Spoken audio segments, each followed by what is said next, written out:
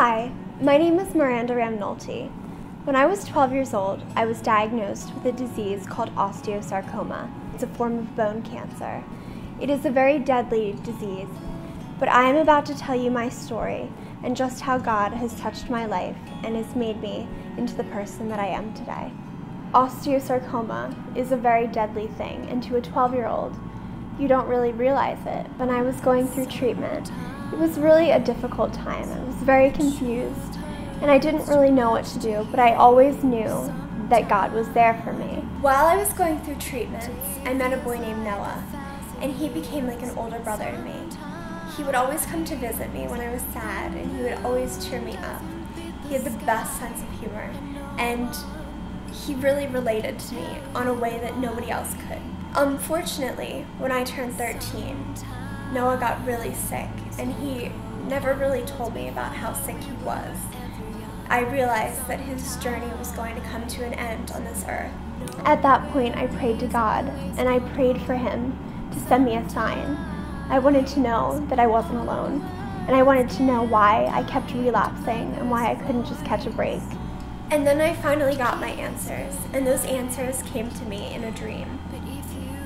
One night when I was feeling so alone and so lost without Noah, and that night I fell asleep and I woke up to one of the most vivid dreams that I can ever recall in my entire life. And in that dream, I was in a meadow, and I spoke to God and I asked him, God, what do you want me to do?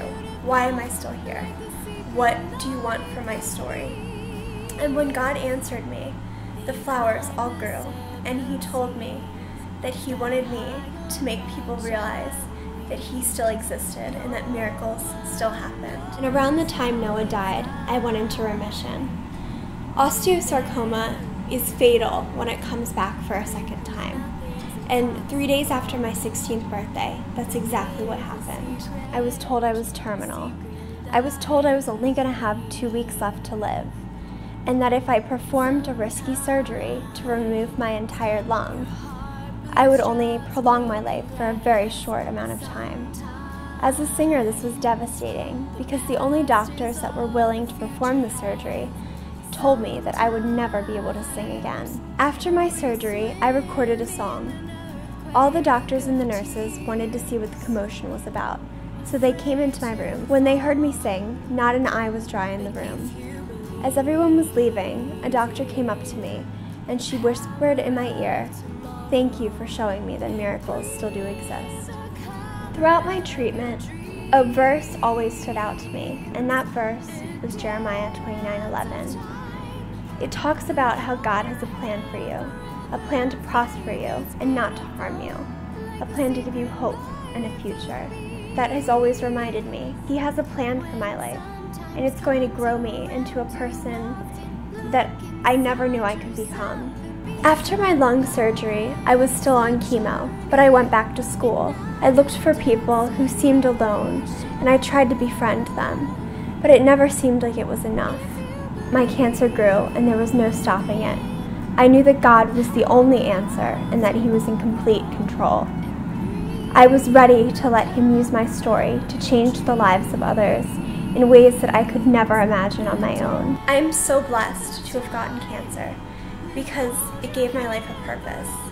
I know that I need to help people, and I need to remind them that God is real and that his miracles happen every day. Everybody has a story, and everybody deals with something. God will meet you where you are in your journey, and he will provide for you.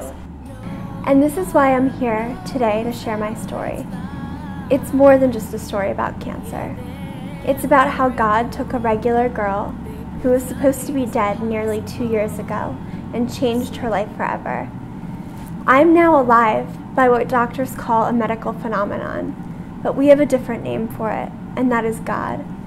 I don't know what tomorrow may bring, but I know that God will provide for me today, and that's enough. Yeah, they're a miracle. They prove nothing's impossible. They live the secret life of being.